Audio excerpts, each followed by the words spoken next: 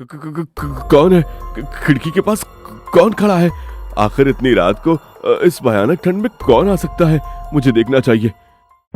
सेठ मनीलाल जैसे ही बाहर जाता है उसे कोई दिखाई नहीं देता। यहाँ तो कोई नहीं है। तो वो परछाई किसकी थी? कहीं कोई भूत प्रेत तो नहीं था? मुझे भूत प्रेत से बहुत डर लगता है। इस ठंड में हवा की सरसराहट से भी मुझे डर लगता है जैसे कोई बोल रहा है।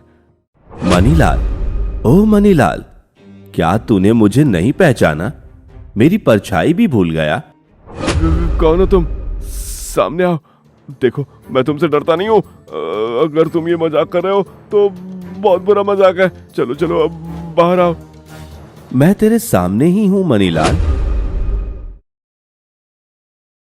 एक समय की बात है, काशीपुर नामक गांव में राजू नाम का एक बहुत ही गरीब लड़का रहता था। राजू इतना गरीब था कि उसके और उसकी पत्नी के पास शरीर ढकने के लिए ढंग के कपड़े तक नहीं थे। ऐसे में शुरू होता है ठंड का मौसम और धीरे धीरे वो ठंड का मौसम ठंड के कहर में बदल जाता है। अजी सुनो, ठंड तो बढ़ती ही जा रही है। जो हमारे पास गर्म कपड़े थे वो अब एकदम फट चुके हैं। इस बार उनमें गुजारा नहीं हो पाएगा। क्या गर्म कपड़े फट चुके हैं? ये तो बहुत चिंता की बात है। हमारे हालात अभी ऐसे नहीं है कि हम नए गर्म कपड़े खरीद सके। ऐसा करो, तुम इन्हें सिल लो, हम वही पहन लेंगे। ठीक है जी, मैं उन कपड़ों को ठीक करने की कोशिश करती हूँ। अब कमला फटे हुए गर्म कपड़ों को सिलकर ठीक करने लगती है, लेकिन कपड़े इतने फट चुके थे कि उसमें छेद ही छेद नजर आ रहे थे। ये लो जी गर्म कपड़े। मैंने इन्हें ठीक करने की कोशिश की पर ज्यादा ठीक नहीं हो सके। कोई बात नहीं, अभी इन्हें पहनकर गुजारा हो जाएगा। आगे देखता हूँ कि क्या हो सकता है। अगर हालत ठीक हुए तो हम गर्म कपड़े ले लेंगे। चलो, अब मैं काम ढूंढने जाता हूँ। इतना कहकर राजू उस कड़कती ठंड में काम ढूंढने निकल पड़ता है।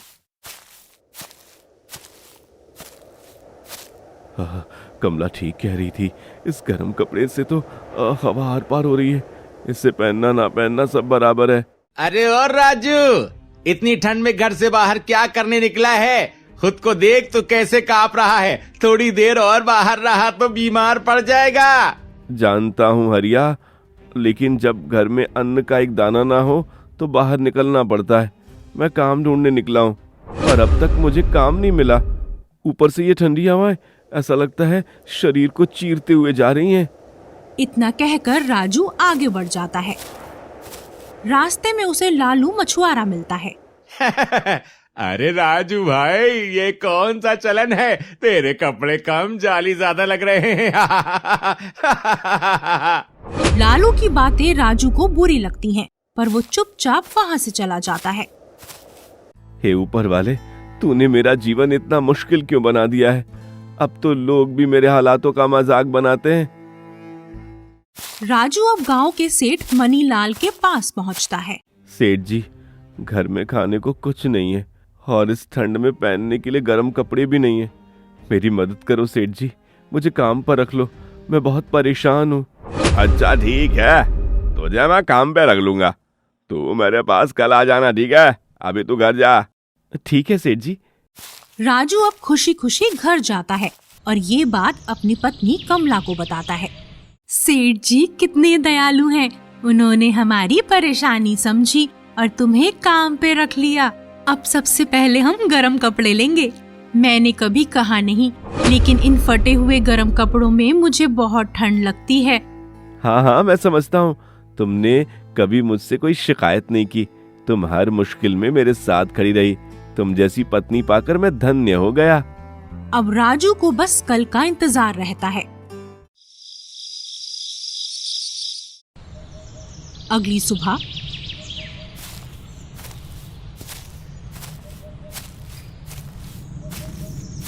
सेठ जी मैं आ गया। तो यहाँ किस काम से आया है? सेठ जी, कल आपने ही तो मुझसे कहा था ना आज आने के लिए, इसलिए आया हूँ। अच्छा हाँ, याद आया। आज तो मैं व्यस्त हूँ, तो ऐसा कर कल आना। कल देखते हैं क्या होता है। सेठ के कहने पर राजू अब वापस घर लौट जाता है। अब कई दिन गुजरते हैं।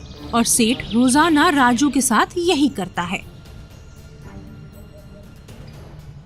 सेठ जी, आप मुझे कई दिनों से यहाँ रोज बुलाते हैं और कल बोलकर मुझे वापस भेज देते हो। अगर काम नहीं देना है तो साफ साफ बता दो ना, ऐसे परपंच करके क्या मिलेगा? तू मुझसे जबान लड़ाता है, नाली के गंदे कीड़े। मैंने तुझे यहाँ बुला लिया, यही बड़ी बात है। तेरे जैसे को काम देकर मुझे अपना घाटा थोड़ी करवाना है। आया बड़ा काम चाहिए। चल निकाल निकाल यहाँ से, निकाल जल्दी।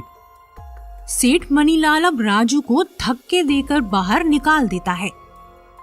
सेठ जी, आपने मेरे साथ अच्छा नहीं किया। ऊपर वाले की लाठी की आवाज नहीं होती। एक दिन ऐसा ही आएगा जब तुम्हारा घमंड चूर चूर हो जाएगा। राजू रोते हुए वहाँ से चला जाता है। कई दिनों से भूखा होने के कारण राजू गिरकर बेहोश हो जाता है। अरे ये तो राजू है। राजू उठ उठ। राजू क्या हुआ तुझे? राजू। हरिया अब राजू को आग के पास ले जाता है और उसे होश में लाता है। क्या हुआ राजू तुझे? बेहोश कैसे हो गया था? तबीयत तो ठीक है तेरी? राजू रोते हुए सारी बात हरिया को बताता है। हम गरीबों के हिस्से में अपमान ही आता है। तू चिंता मत कर, ऊपर वाला सब ठीक कर देगा। ले ले तू ये कुछ पैसे रख ले। ज्यादा तो नहीं है पर इससे एक समय का खाना तो बन ही जाएगा। हरिया मेरे दोस्त, तेरा बहुत बहुत धन्यवाद। तूने आज दोस्त होने का फर्ज निभाया है। अगर कभी मुझे मौका मिला तो मैं इस फर्ज से पीछे नहीं हटूंगा।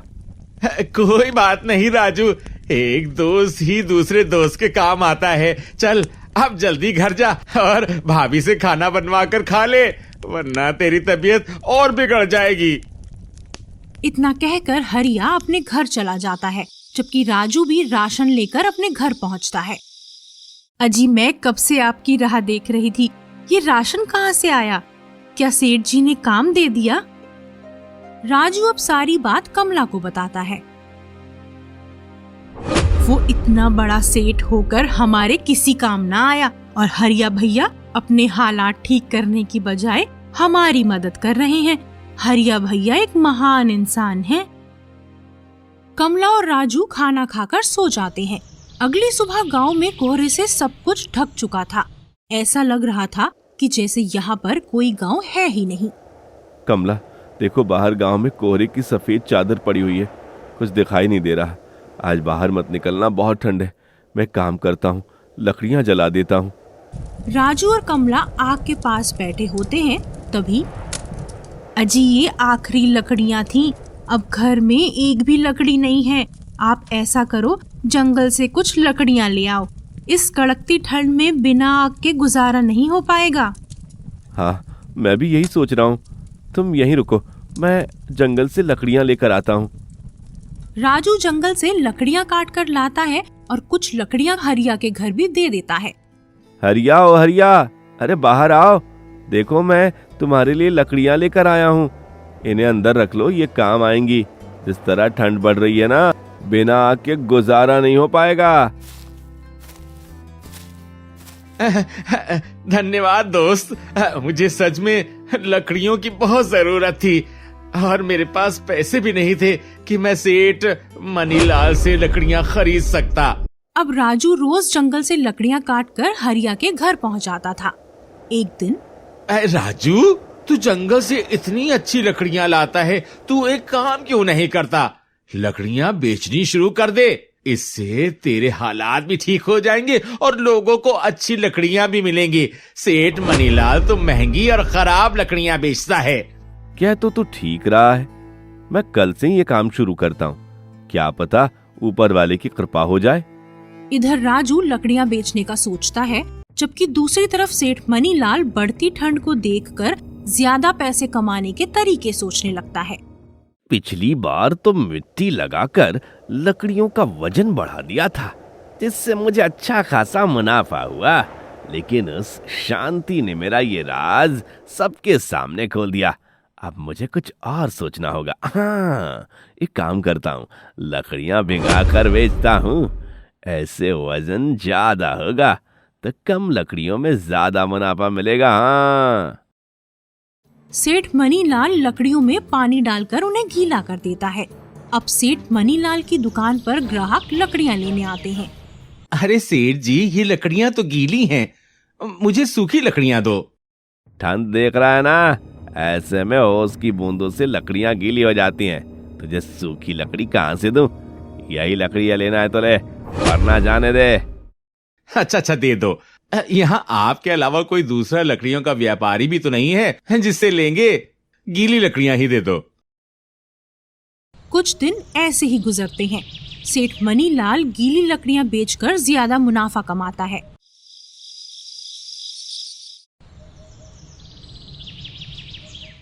सेठ जी, ये गीली लकड़ियां नहीं जलती, बहुत धुआं करती हैं। अगर आपके पास सूखी लकड़ी हो तो मुझे दे दो। सूखी लकड़ियों के ज्यादा पैसे लगेंगे, ज्यादा। नहीं आता वाला। तभी हरिया वहाँ से गुजरता है और शांति देवी से कहता है, काकी, ये गीली लकड़ियां मत लो। अपना राजू सूखी सूखी लकड़ियां बेच रहा है और उसकी लकड़ियां कम दामों में भी हैं। आप उसी से लकड़ियां ले लो। क्या सच में? फिर तो मैं राजू से ही लकड़ियां लूंगी। ये गीली लकड़ियां अपने पास रखो सेठ जी, मुझे नहीं चाहिए। अब शांति देवी के साथ साथ बाकी सब भी राजू के पास लकड़ियां खरीदने चले जाते हैं। ये सब देख सेठ मनीलाल गुस्से से आग बबूला हो जाता है। इस राजू की इतनी हिम्मत कि ये मेरे मुकाबले खड़ा हो गया, इसे तो मैं छोड़ूंगा नहीं। बेटा राजू, तेरी लकड़ियां तो बहुत अच्छी हैं और वो भी इतने कम दामों में। मुझे भी दे दे बेटा। हाँ काकी, मैंने लकड़ियों के दाम कम ही रखे हैं ताकि किसी को खरीदने में परेशानी ना हो। जीता रह बेटा, जीता रह। तू हम गरीबों का मसीहा है। अब एक एक करके सब लकड़ियां खरीद कर चले जाते हैं। मुझे भी लकड़ियां दे दो राजू। हाँ जरूर, ये लो। ये लो राजू, अपने पैसे। मैं तुमसे भला पैसे कैसे ले सकता हूँ? तुम्हारे कारण ही तो ये सब संभव हो पाया है। तुम्हारे लिए ये लकड़ियां मुफ्त हैं। कुछ दिन गुजरते हैं। अब राजू बची हुई लकड़ियां गरीबों को भी मुफ्त में दे देता था। राजू से सब खुश थे और अब राजू के हालात भी ठीक हो चले थे। अजी देखो, मैंने ये गर्म कपड़े लिए हैं, अच्छे हैं ना? इसमें बिल्कुल भी ठंड नहीं लगती है। इसे पहनकर मैं आराम से काम कर लेती हूँ। मुझे खुशी है कि आज हमारे हालात ठीक हो गए, वरना तो कपड़े तो दूर की बात, मैं तुम्हें एक समय का खाना भी नहीं दे पाता था। मुश्किल समय बीत गया, अब इसके बारे में सोचकर क्यों उदास होना। अब ऊपर वाले ने हमारे हालात ठीक कर दिए हैं, हमें गरीबों की भी मदद करनी चाहिए। हाँ, तुम ठीक कह रही हो। धीरे धीरे करके राजू का व्यापार काफी बढ़ जाता है। एक दिन, हरिया देखो, आज ये गोदाम लकड़ियों से भरा है। मैं चाहता हूँ कि तुम भी मेरे साथ काम करो। हम दोनों मिलकर व्यापार को और आगे बढ़ाएंगे। हाँ बिल्कुल, मैं तैयार हूँ। अभी राजू और हरिया आपस में बातें ही कर रहे थे कि तभी ठंडी हवाओं के साथ तेज बारिश होने लगती है। अरे ये क्या, बारिश? हरिया चलो घर चले, इससे पहले कि बारिश की भयानक ठंड हम पर हावी हो जाए। चलो जल्दी करते हैं। अब सब अपने अपने घरों में चले जाते हैं। धीरे धीरे करके ठंड और भी बढ़ जाती है। ये ठंड तो जानलेवा लगती है। मैंने अपनी दादी से सुना था कि एक जमाने पहले ऐसी ठंड पड़ी थी जिसमें बहुत से लोगों ने अपनी जान गंवा दी थी। ये ठंड भी मुझे वैसी ही ठंड लग रही है। ऊपर वाला हम सब की रक्षा करे। इधर गांव में सब ठंड बढ़ने को लेकर बातें कर रहे थे, जबकि दूसरी तरफ सेठ मनीलाल चुपके से राजू के गोदाम में दीमक डाल देता है। अब देखता हूँ तेरी लकड़ियां कौन लेता है। आया था बड़ा मुझसे मुकाबले में खड़े होने। अगले दिन, अरे राजू, मुझे थोड़ी ज्यादा लकड़ियां देना। ज्यादा लकड़ियां ज्यादा दिन चलेंगी। ठंड में बार बार बाहर निकलना है। हाँ काका, आप ठीक कह रहे हैं। मैं अभी अपनी लकड़ियां देता हूँ। सब रोज की तरह राजू की लकड़ियां खरीदते हैं। 2 दिन बाद, हे राजू, तूने कैसी लकड़ियां दे दी थी? सब में दीमक लगी थी। जलाने से पहले ही सारी लकड़ियां भूसा बन गईं। अब सभी राजू के पास एक ही शिकायत लेकर आते हैं। क्या? मैंने तो हमेशा सबको अच्छी लकड़ियां दी थी, दीमक कहाँ से लगी मुझे पता नहीं। तभी सेठ मनीलाल वहाँ आता है और सबको भड़काने का काम करता है। इस राजू के मन में अब लालच आ गया है, इसलिए इसने ज्यादा मुनाफा कमाने की सोची और तुम सबको खराब लकड़ियां बेची। नहीं, मैंने ऐसा कुछ नहीं किया, ये इल्जाम है मुझ पर। राजू की बात कोई नहीं सुनता और सब वहाँ से चले जाते हैं। तूने मेरा धंधा चौपट कराया था ना, आज देख मैंने तेरा धंधा कैसे चौपट करा दिया। आगे से कभी मेरे सामने खड़े होने की हिम्मत ना करना, वरना इससे भी बुरा हाल कर दूंगा तेरा, समझा तू? अच्छा, तो ये सब तुमने किया है, मैं तुम्हें छोड़ूंगा नहीं, तुम्हारी सच्चाई सबके सामने जरूर लेकर आऊंगा। इतना कहकर सेठ मनीलाल अपने घर चला जाता है।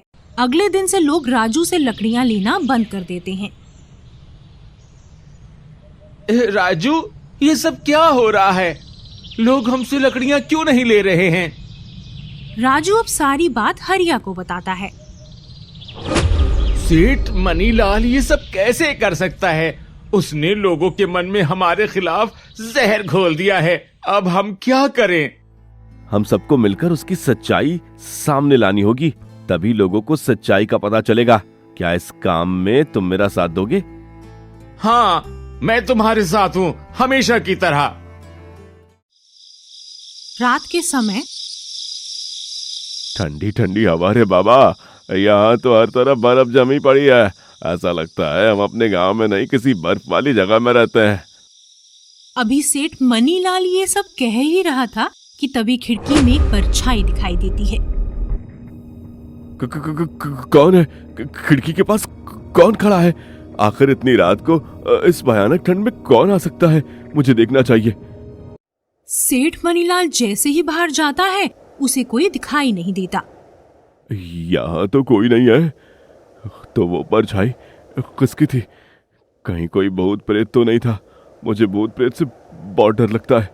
इस ठंड में हवा की सरसराहट से भी मुझे डर लगता है जैसे कोई बोल रहा है। मनीलाल, ओ मनीलाल, क्या तूने मुझे नहीं पहचाना? मेरी परछाई भी भूल गया? कौन हो तुम? सामने आओ। देखो, मैं तुमसे डरता नहीं हूँ। अगर तुम ये मजाक कर रहे हो तो बहुत बुरा मजाक है। चलो चलो, अब बाहर आओ। मैं तेरे सामने ही हूँ मनीलाल।